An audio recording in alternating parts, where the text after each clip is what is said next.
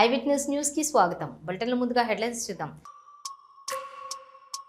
మరో వివాదంలో చిక్కుకున్న మాజీ మంత్రి విడుదల రజని.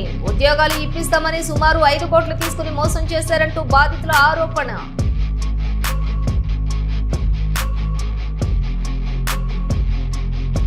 శ్రీకాళహస్తి ఆలయంలో ప్రదోషనంది సేవా కార్యక్రమం.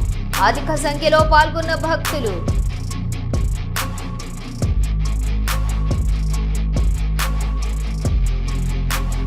స్పీడ్ ఆఫ్ డూయింగ్ బిజినెస్, ఇది మన ఆంధ్రప్రదేశ్ స్లోగన్. మంత్రి నారా లోకేష్ వెల్లడి.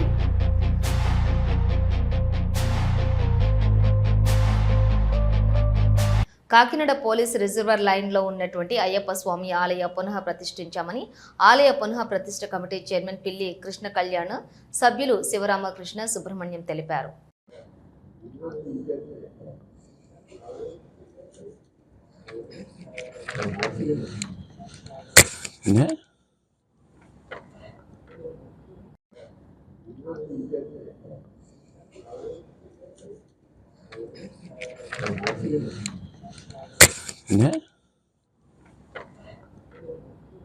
అయ్యప్ప భానుగుడి రిజర్వ్ లైన్ లో ఉన్న భానుగుడి అయ్యప్ప స్వామి గుడిలో కార్యక్రమాలు జరుగుతున్నాయి. రేపు నవంబర్ 7వ తారీఖున శుక్రవారం నాడు భానుగుడి అయ్యప్ప స్వామి గుడి దేవాలయం కుంభాభిషేకం మరియు విగ్రహ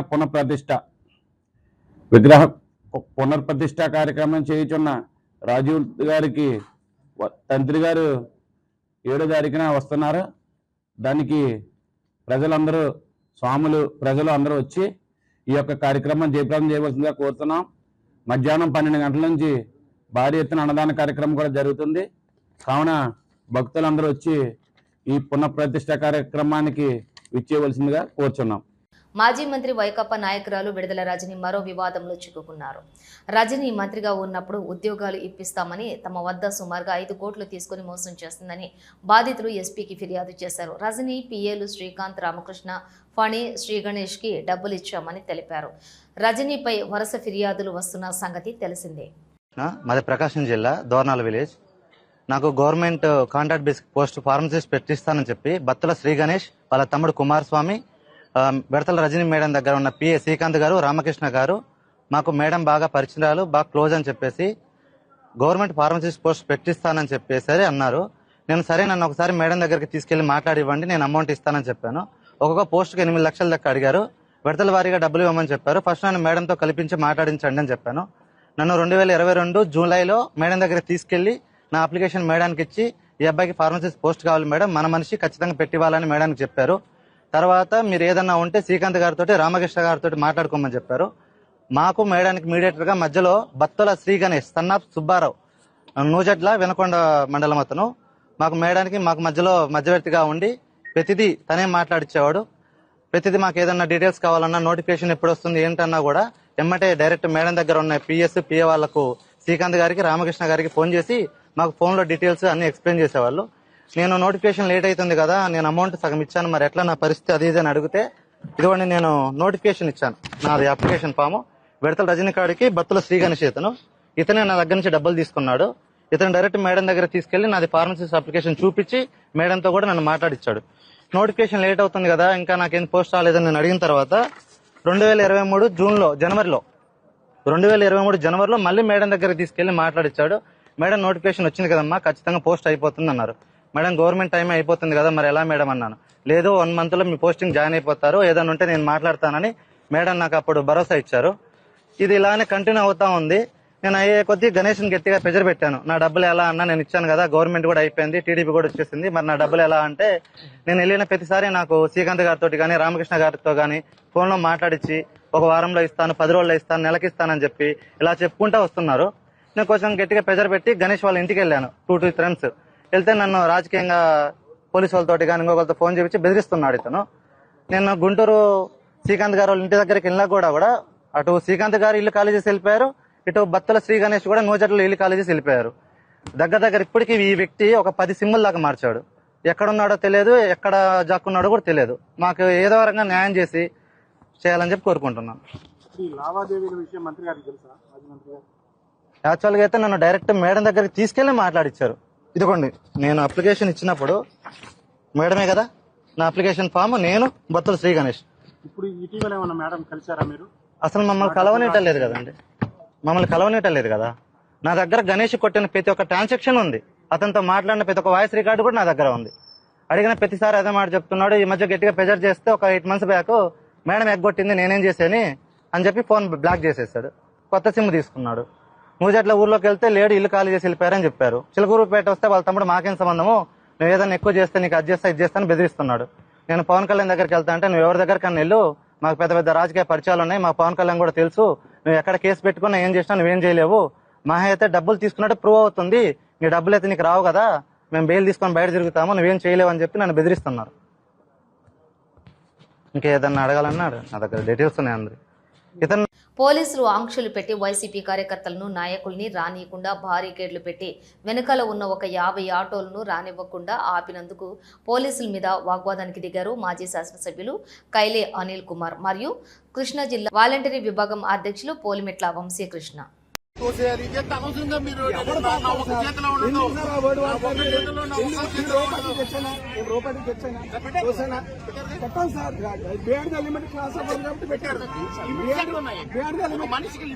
ఉంది సార్, ఉంది ఉంది. ఈ సెంటర్ కి లిమిట్ ఉంది, ఈ సెంటర్ కి లిమిట్ ఉంది, ఈ సెంటర్ కి లిమిట్ ఉంది. పోలీస్ ఎట్లా ఉంది?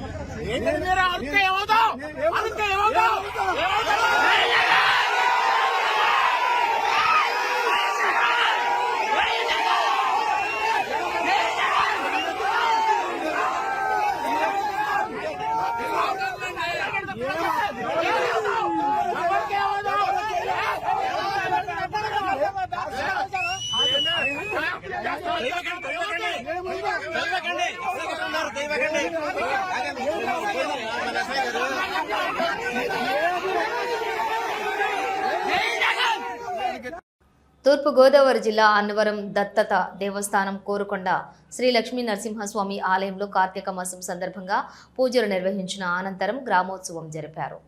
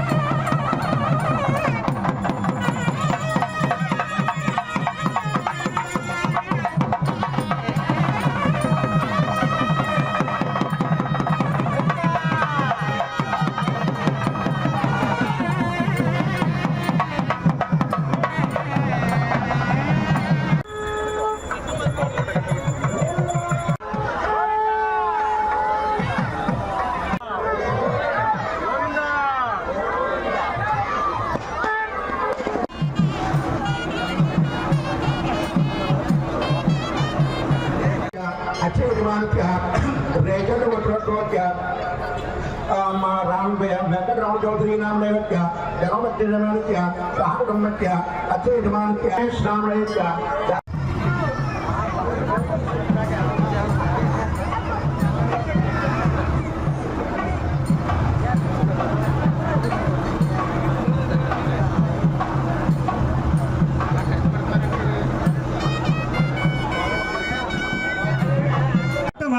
మంత్రైక్య దివ్య వైదిక విధానే శ్రీ వైకానస భగవన్మణీచ విమానాత్రకల్పుక్త ప్రాకారేణ యథోధిత శ్రీ లక్ష్మీనరసింహస్వామి క్షీరాద్వాదశి సమయే అష్టోత్తర శతనామావళింగర్యే. చెప్తా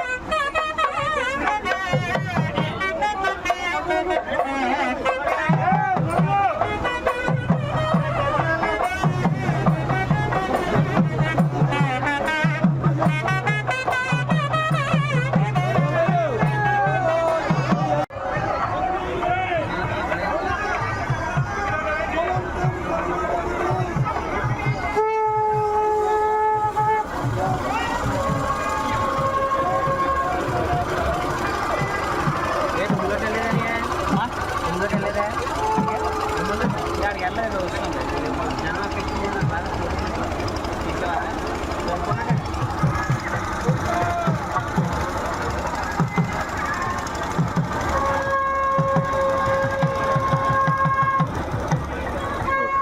శ్రీకాళహస్తి ఆలయంలోని ప్రదోష నంది సేవ కన్నుల పండుగగా నిర్వహించారు. స్వామి అమ్మవార్ల ఉత్సవమూర్తులను కొలువు తీర్చి విశేష అలంకారాలు చేసి విశేష పూజలు జరిపారు. భక్తులు శివనామస్మరణతోటి ఆలయం మారుమ్రోగింది.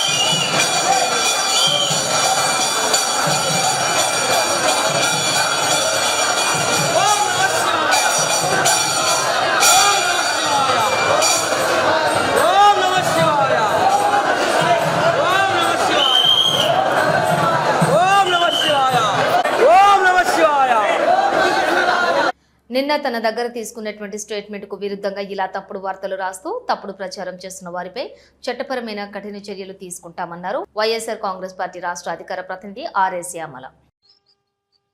అందరికి నమస్కారం. నిన్న కర్నూలుకి మేము విచారణ కోసం హాజరవడం జరిగింది.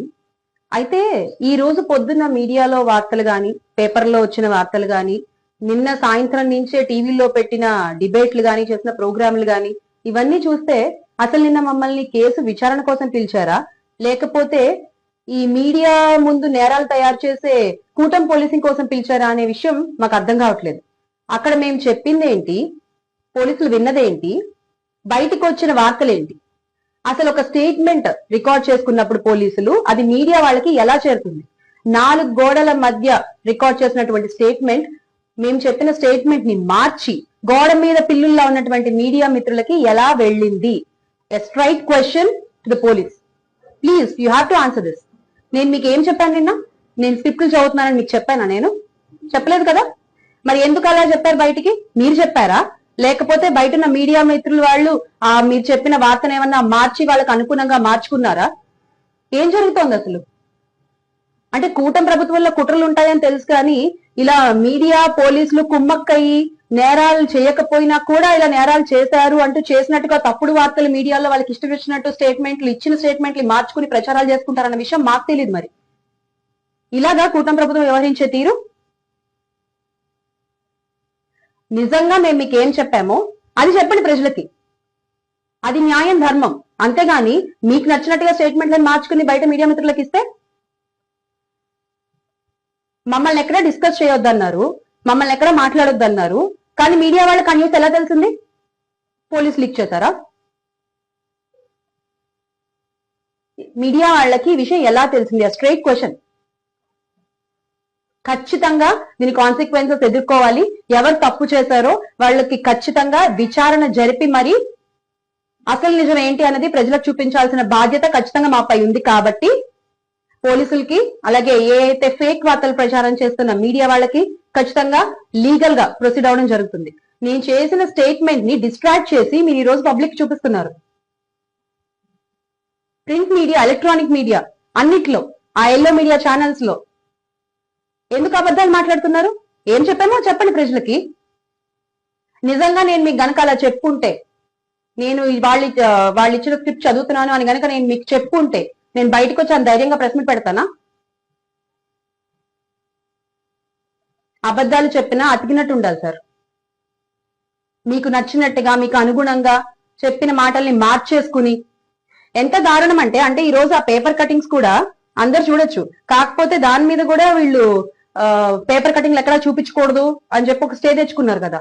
అవును, మరి వాళ్ళు అబద్ధాలు రాస్తారు కాబట్టి అవి ఎక్కడ మళ్ళీ చూపించి మాట్లాడకూడదు కాబట్టి వాళ్ళు అలాంటి స్టేలు తెచ్చుకుంటారు. అందుకే ఈ రోజు నేను మీకు ఈ పోస్ట్ కింద అటాచ్ చేస్తాను కొన్ని పేపర్ కటింగ్స్.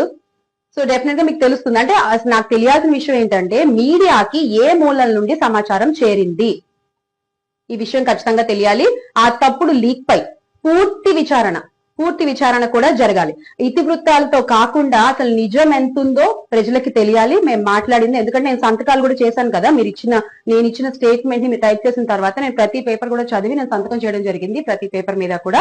సో అందులో ఎక్కడా కూడా నేను సంతకం చేసేటప్పుడు వాళ్ళు ఇచ్చిన స్క్రిప్ట్ నేను చదివాను అన్నది లేదు.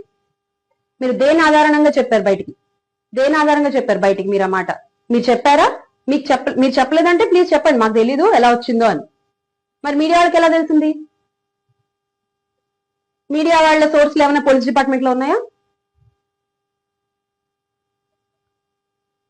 కూటమిపై ఎలాగో ఎవ్వరికీ నమ్మకం లేదు. కనీసం పోలీసులు, ఈ మీడియా వ్యవస్థల పైన నమ్మకం పోకుండా చూసుకోండి. డెఫినెట్ గా దీని మీద మేము ఫైట్ చేస్తాము, ఎంత దూరమైనా వెళ్తాము. నేను చెప్పింది ఏంటి, అక్కడ బెల్ట్ షాపుల వల్ల ప్రమాదాలు జరుగుతున్నాయి, మద్యం ఎక్కువగా తీసుకోవడం వల్ల ప్రమాదాలు జరుగుతున్నాయి. కూటమి ప్రభుత్వం ఈ బెల్ట్ షాపుల గురించి ఆలోచించాలి, వాటి నిర్మూలన కోసం ప్రయత్నించాలి, పోరాడాలి అని నేను చెప్తే దాన్ని మీరు ఎంత దారుణంగా మార్చారండి? ఇంత దారుణంగా మార్చేశారు మీరు. అసలు తప్పు సార్ ఇది. Definitely you going to face the consequences. నా స్టేట్మెంట్ డిస్టార్ట్ చేసినందుకు will fight. Let's see. Thank you. పక్క రాష్ట్రాలతో పోటీ పడుతున్నామంటే కారణం స్పీడ్ ఆఫ్ డూయింగ్ బిజినెస్. ఇది మన ఆంధ్రప్రదేశ్ స్లోగన్ అన్నారు మంత్రి నారా లోకేష్. ఎందుకు ఇన్వెస్టర్స్ ఆంధ్ర రాష్ట్రం ఎంచుకోవాలంటే speed of doing business. Any company driven by speed chooses Andhra Pradesh. That is our tag line. పక్క రాష్ట్రాలు ఇన్సెంటివ్స్ ఇస్తున్నాయి, పోటీపడి ఇన్సెంటివ్స్ ఇస్తున్నాయి, ఇన్ఫ్రాస్ట్రక్చర్ వాళ్ళు ఏర్పాటు చేసుకుంటున్నారు. కానీ ఈరోజు మనం ఎస్టాబ్లిష్ స్టేట్స్ని మనం బీట్ చేయగలుగుతున్నాం అంటే దానికి single reason speed of doing business. Vijayawada Kondapalli industry ఏరియాలో హెచ్పీ గ్యాస్ కంపెనీ ఎదుట ఖాళీ గ్యాస్ సిలిండర్ లారీ యూటర్న్ తీసుకుంటూ ఉండగా అదే సమయంలోని విజయవాడ నుండి మైలవరం వెళుతున్న ఇబ్రహీంపట్నం 350 బస్సు ఢీ కొట్టింది. అదృష్టం ఏంటి అంటే ఖాళీ సిలిండర్ లారీ కాబట్టి సరిపోయింది. అదే గ్యాస్ నింపిన ఉన్నటువంటి సిలిండర్ లారీ అయి ఉంటే కనుక ప్రమాదం ఊహించుకోవటం చాలా కష్టంగా ఉండేది. బస్సులో ఒక్కరూ మిగిలేవారు కాదు. ఏదేమైనప్పటికీ లేచిన వేళ విషయం బాగుంది. అందరూ ఊపిరి పీల్చుకున్నారు.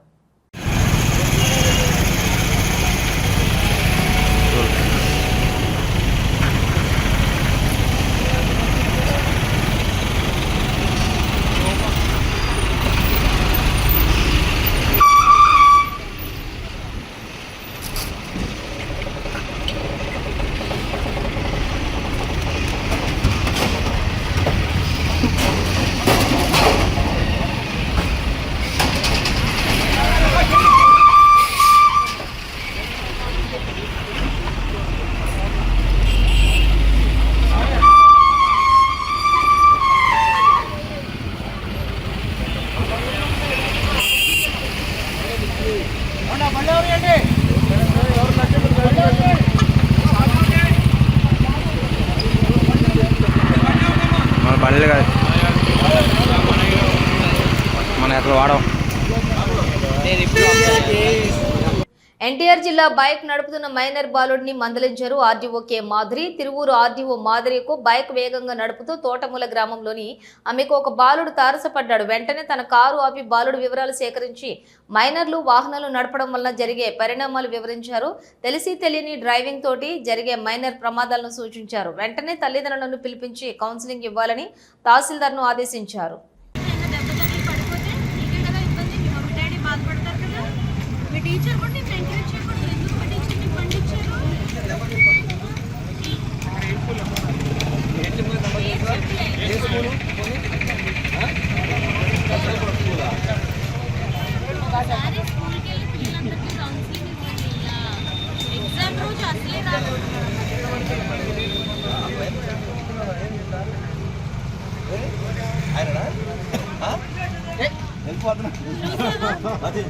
సార్ సార్ అన్నావు, నీకేమో దోకా ఇచ్చి వెళ్ళిపోతున్నాడు. నీకు దెబ్బ తగిలినా పట్టించుకోరు. ఆయన ఎవరో కనుక్కొని స్కూల్కి వెళ్ళి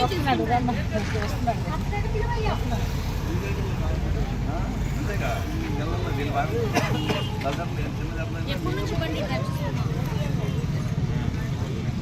1 year బ్యాక్ నేర్చుకుని అప్పుడే రోడ్డు మీదకి వచ్చేసావు. వేరే ఫ్రెండ్స్ కూడా ఇట్లానే నడుపుతున్నారా?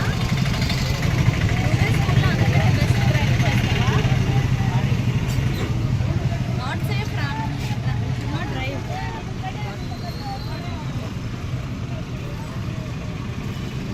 బండి అవుతుంది. ఎగ్జామ్ ఉన్నప్పుడు అసలే తీసుకెళ్ళకూడదండి. ఎగ్జామ్ లేట్ అయినా పర్లేదు, మీరు ఎలా డిఫెండ్ చేసుకుంటారు? పాపం చిన్న పిల్లల్ని బైక్ మీద వదిలేరు. ఇది స్కూటీలో కూడా పెద్ద బైక్ ఇది. సైకిల్ మీద వెళ్ళడం ప్రాబ్లం ఏం లేదు. ఇద్దరు ఆడపిల్లలు ఉన్నారు, వాళ్ళని నేను తీసుకెళ్ళాను మేడం. వేరే టీచర్ని బాబుతో పంపించండి. ఒక్కడనే పంపించేశారు. అక్కడ నుంచి స్పీడ్ వెహికల్స్ వెళ్తున్నాయి. మీ ప్రిన్సిపల్ ఎవరు కనుక్కొని we have to talk to this memo issue చేద్దాం. పిల్లల్ని ఎంకరేజ్ చేస్తున్నారు. ఇది రావద్దు. వేరే పిల్లల్ని కూడా ఇలా ఎంకరేజ్ చేయొద్దు. మీరు మంచిగా సైన్స్ టాలెంట్ టెస్ట్కి వెళ్తున్నాడు, బ్రైట్ స్టూడెంట్లా ఉన్నాడు. ఆటోలో వెళ్ళొచ్చు కదా, ఏం ప్రాబ్లము? హ్యాపీగా వెళ్ళొచ్చు. ఆటో ఏమైనా దొరకలేదా? బండి పక్కన పెట్టండి. నువ్వు బైక్ డ్రైవ్ చేయదు. 18 years వచ్చాక లైసెన్స్ తీసుకుని డ్రైవ్ చేయి. సైకిల్ మీద దీనికి పెద్ద డిఫరెన్స్ ఏం లేదు, 10 minutes అంతే. ఓకేనా? ఇవి బులెటిన్ విశేషాలు. మరో బులెటిన్తో మళ్ళీ కలుద్దాం. అంతవరకు చూస్తూనే ఉండండి న్యూస్.